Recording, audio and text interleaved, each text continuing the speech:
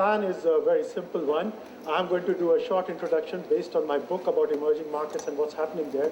Then I'm going to turn to three more distinguished panelists than me. When you are the largest company in India and China, just by being the largest domestic player, you already have global scale because of the size of the country. By being the best in India, by being the best in China, you develop certain competencies which you can then take to markets around your country. Basically, we're there to offer an alternative to eBay in China, and we want to offer it free. In 2003, we started, and then now, I think last year, Taobao has grown to 100 million registered member, has over 2 million shops buying and selling every day. So instead of trying to buy company, which is the term of inside out, we are actually trying to revolutionize the way people do business. Of the 40 million B2B customers, we have 13 million of them in India. They're all saying that, look, we want to do similar things as you guys have done in China. Come and help us. So we are on the inside track helping our Indian colleagues do just that.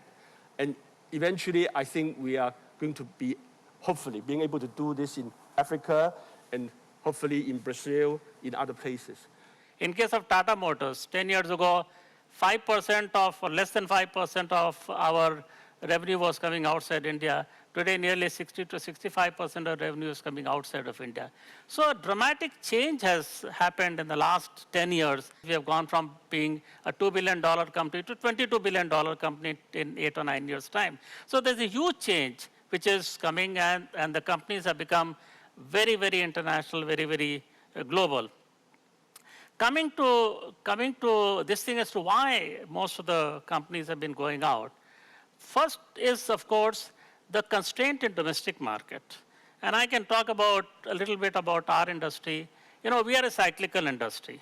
And it goes up, it comes down, it goes up, it comes down with regularity. We also have very large market share in commercial vehicle business, which is our main core business. Now, if you want to grow, then naturally you got to go outside of India, even though India is offering great opportunities, which you have to continue to grab. But if your vision or if your passion is to grow even more, then there's no option but to go outside of the country and do business there.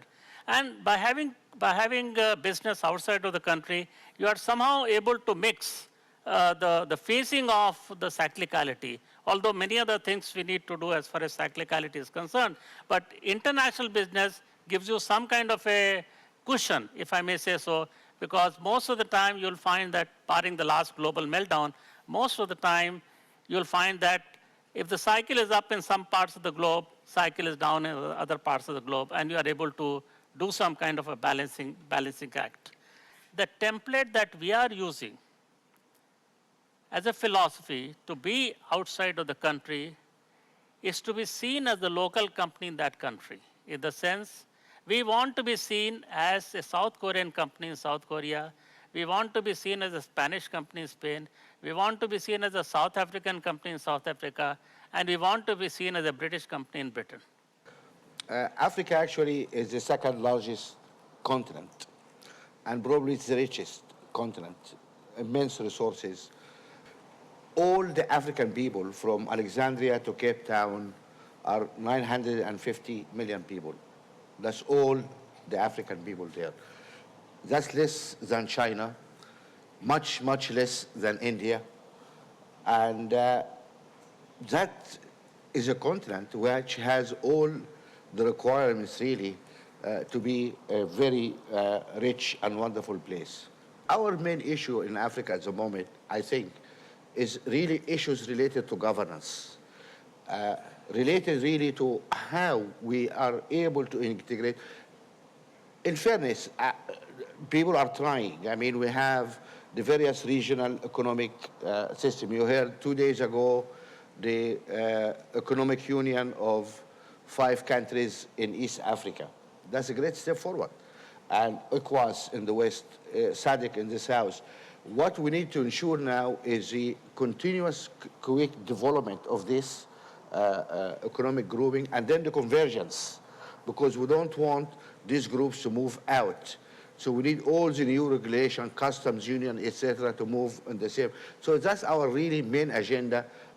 We all watched with amusement, I think, the anger of President Obama about what BB have done or not done actually in the Gulf of Mexico, about the pollution issue. And I was just sitting there wondering, where is that anger of the American president or the American people? Have you ever seen photographs of the Delta region in Nigeria? What the American oil companies and the British oil companies did in Nigeria for the environment, and actually it's much worse than what happened there. I didn't see $20 billion fund set aside. I don't see the cost being imposed on those people, etc. But again, you can use the power of the state here to force good practice on companies.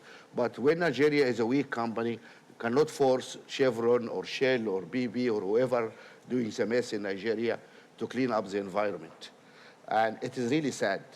That's why a lot of our fight in Africa ought to be political around the issue of governance, to sort these issues out before really we can see world-class companies emerging in Africa.